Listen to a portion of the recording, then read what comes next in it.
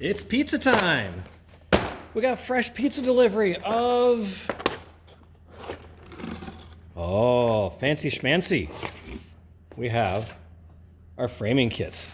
Let's take a look at what's in these boxes. When you get these, you will have an inventory sheet. Hopefully I counted right. I'm not going to ask you guys to count this when you get these because there's a lot of pieces in here, but you'll be able to see like the name of the item and what the size is and compare that. And I'll walk you through there. There are two boxes. You've got one marked roof framing and one marked floor framing. We're going to take that roof framing box and we're just going to put that aside. The one we want to start with is the floor framing. And if you look under here, there's a second piece of paper. That's going to be your wall framing. So right off the bat, let's take this floor framing out. We've got our floor joists, got our rim joists, and we've got our floor sheeting down here. And then under this wall framing, a couple other things we'll need is our ruler and some glue. We'll put everything else back in here. So notice there's a piece of paper that kind of separates all that. We'll just put that aside there.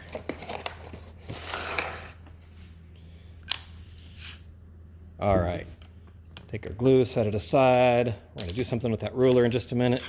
The sheeting comes last, so we'll stick that up out of the way. And voila. There's one more thing. It's not in my box, but I'm going to go get it right now, and that is our plan set. Take two. And there's our plan. We've got 11 pages of planning awesomeness. Let's start walking through this here. Take a second to get organized here. Plans, materials.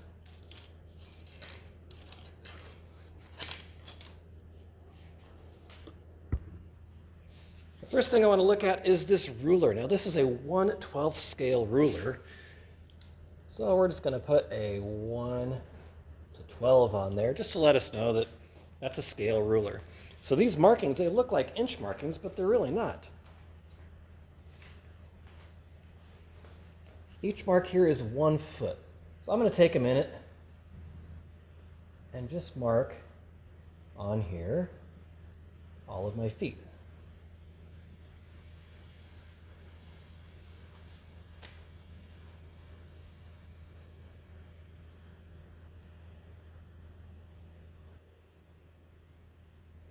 And 12 foot at the end there. Right, and then as we're looking at this, if these are feet, then each one of these marks is 1 inch. So this would be 3 inches, this would be 6 inches, that would be 9 inches. And then these diamonds right here, those are going to be our 16-inch stud marks. Everywhere you see a diamond, that's 16 inches. Now on a real ruler, we're using my old Stanley Fat Max here, those numbers would be inches, and when we see that 16-inch mark, everywhere there's a red square, that's our 16 inches. Okay, and one kind of clue in here when we look at this, if I look at my regular inch ruler, right, if I go my inch markings, if I divide it in half, I can divide it in half again, I can divide it in half again, and I can divide it in half again. That would be a 1/16 of an inch. When I try to do this on my scale ruler, I can divide my inch or my foot in half. I can divide it in half again, but then I've got 3 divisions left. I can't divide that any further. There's 12 divisions in that inch.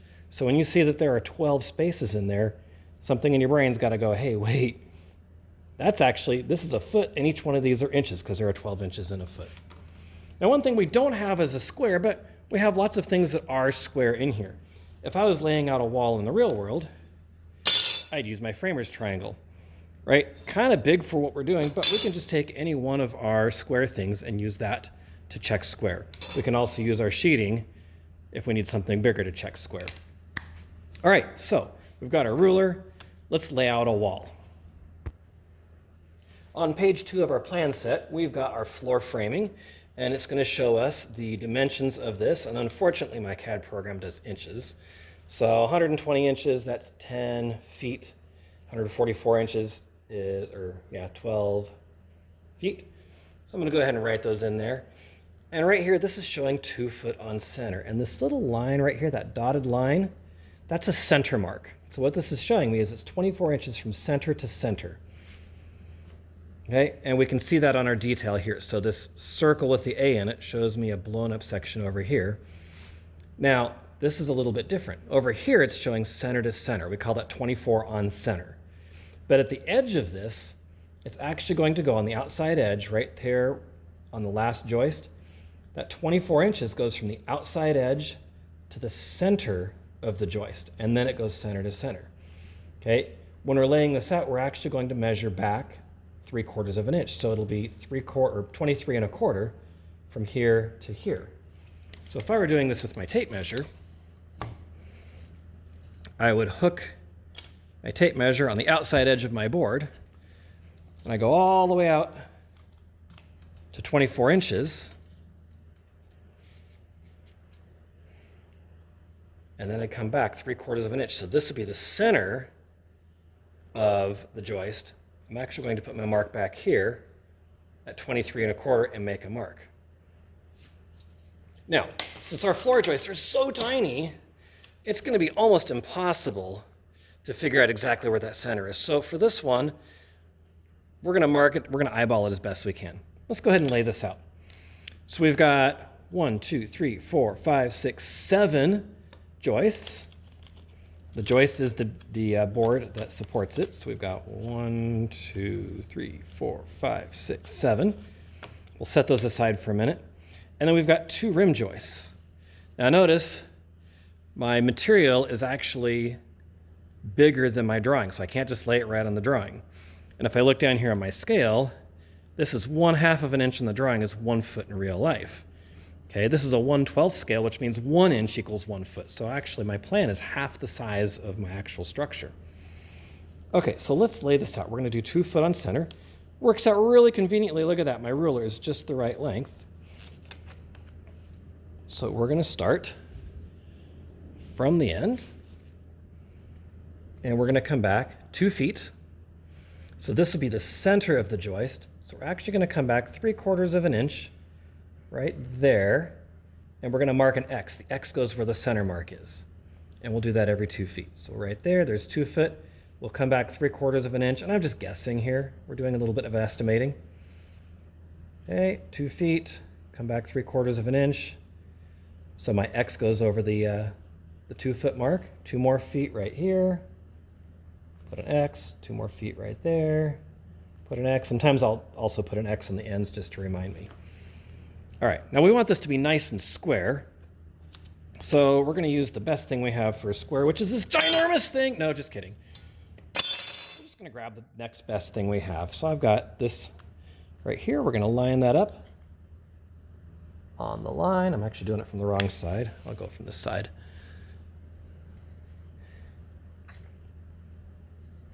I'm going to go ahead and do both of my rim joists at the same time. It's going to save me some time there. And put an X on the stud side. So when we put that joist on there, the edge of the joist sits on the line and it covers the X. Right there, make it square. If I do this unit again, I'm going to make some sort of a square that works for this. But part of what we do, and you'll do this all the time, is sometimes you just have to invent stuff. In this case, we're inventing a square.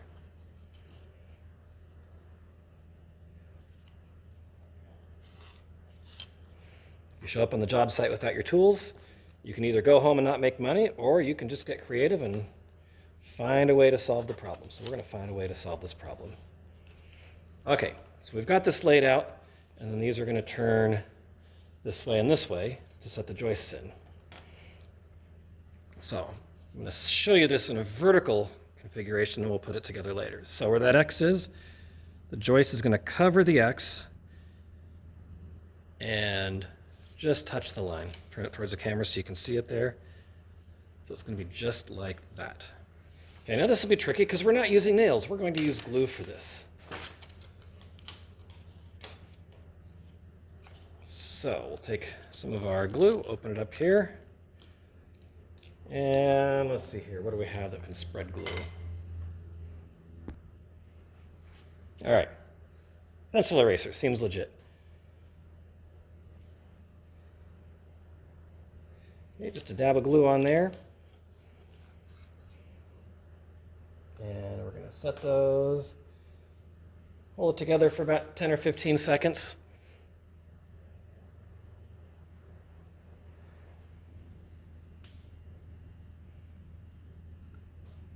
All right, as long as we don't bump that, that's gonna hold just fine. Now, silly me, I did it the wrong way. I've got the camera turned back here, so I'm gonna very carefully turn this around. See if I can do it without breaking that glue bond. No! Try again. All right. All right, a little bit of blue tape on this corner, just to hold it while the glue dries. I practiced this earlier off camera and it worked just fine, but I'm in an awkward position with this camera here. Okay, so we've got our floor joists here. Make sure they're all floor joists, same length. Got it.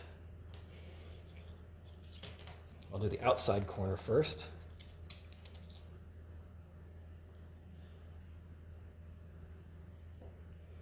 A bit of glue on the end. Must be close to lunchtime. I'm kind of shaky right now. Sorry about that.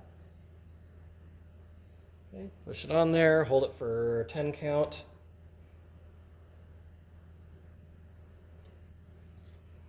That's just enough to hold it intact. After about an hour, you can start moving it around.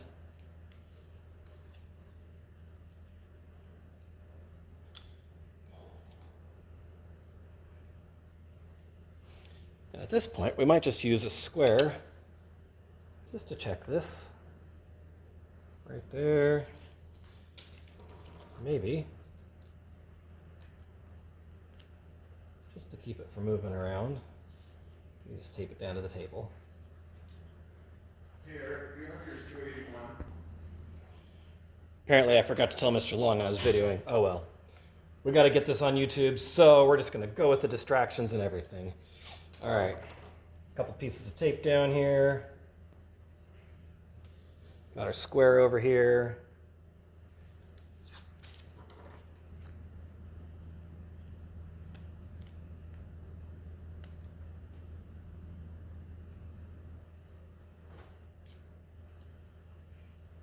And you don't have to use the tape. I'm using this because I'm kind of in a hurry because I want to get this video done and posted. But if you're patient, it'll work just fine. Okay, so we've got our frame kind of in place there. Now, if we were building a real house, obviously we'd be nailing it. We wouldn't have to be playing with glue. We'd have these, 2-inch by, I think these are 8-inch floor joists. We wouldn't be quite so dainty, but this works. I don't have miniature nail guns. I'm just gonna go there, 10 count. Not even gonna do a 10 count. And you can actually use, if you've got like white, like Elmer's not school glue, but glue wall, works just fine too. Build up our floor system here. Get glue all over the workbench.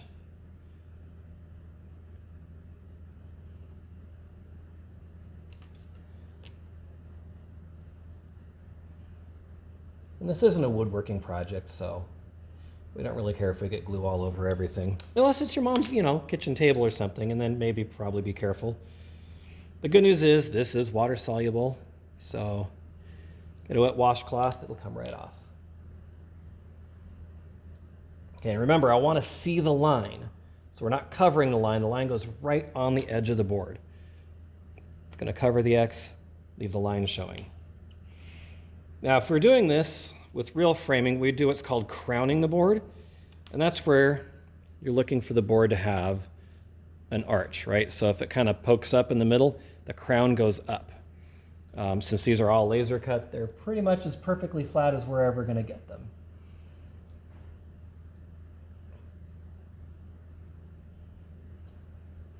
Okay, so that's done. We're going to take this other board and we're just going to glue it on the other side. We'll make sure our lines line up. I'm not going to move my camera, so you're going to have to trust me that I'm getting these right on the lines. The other thing too is when you lay out these boards, you want to make sure you don't flip the board around, right? So we've got, and I did flip the board around because the lines are on the left, the X is on the right. So I want to make sure that goes the same direction. It's really easy on the job site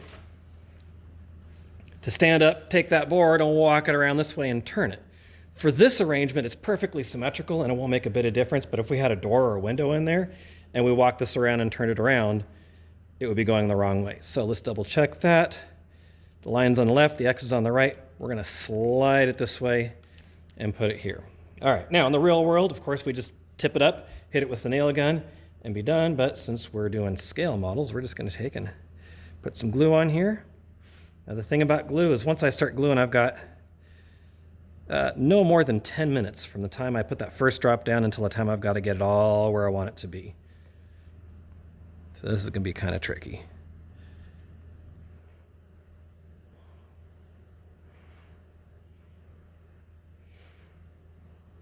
And just to warn you, it gets harder from here. So once we get into the wall systems, each wall is going to have a little bit more difficulty as we go forward. I completely missed the line there.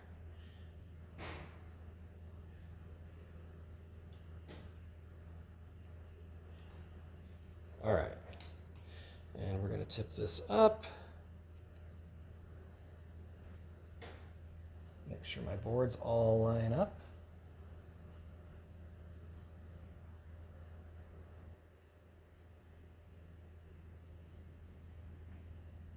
And again, if we were nailing this,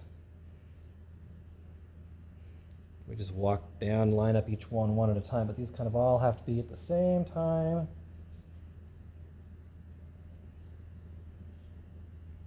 I think I'm going to use a piece of tape on the corner there.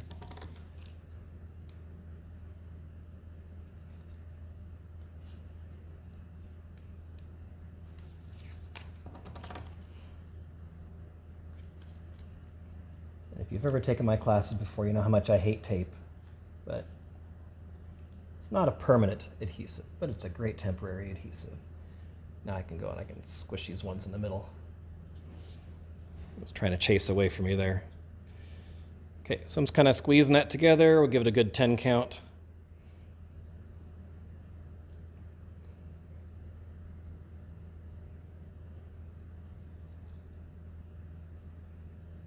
There we go. All right, we're gonna let it sit there for about an hour before we go to the next step. So I can show you what the next step looks like, but I won't be able to move things around. So when you take our sheeting, these ones are pre-cut. Now if I did this right, this is gonna break right, oopsie, no, see, that's why I wouldn't wanna do that right now. Stick, there we go. All right. So what I want is I want this to break right in the middle of that joist. And it's just a tiny bit out, we're a little bit out of square. Okay. And so normally we would nail these down. In real life, we'd be putting a nail every 6 to 8 inches along the outside and every 10 to 12 inches across the middle. So like here, it'd be about every 10 inches, here, here, and here. Since we're gluing this, we're just gonna run a line of glue down each one and stick it on. So your layout's gonna look like this. And what you don't want for the second row is you don't want it to break in the same spot. I don't wanna have this weakness throughout. So we're gonna stagger our joints, just like we're laying bricks. So the second row will go like this. And then the third row will go like this. Now these are all pre-cut. Obviously, they're not lined up. We wanna make sure they're right even with the edges. If anything, we want just a tiny little gap between those, like maybe a nail's width that gives that board room to expand and contract without cracking. So this will be our next step. So for this activity, you're going to frame the floor. You've got your rim joist, your joist, you've got your sheeting, right? So do the framing, get those glued up. Make sure you take that blue tape off before you put the sheeting on top. Get those glued down. Make sure it's square. So this first one, that floor assembly might rack a little bit, go side to side, so make sure it lines up along that square before you start gluing stuff down. Glue that down. When you're done, what I want to see is a picture of the top. I want to see a picture of the bottom, and get me 2 or 3 close-up pictures as well.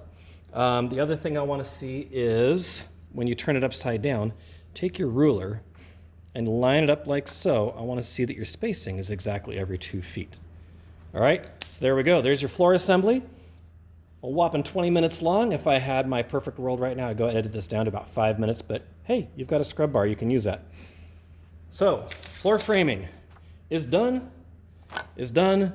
Moving on to the next one.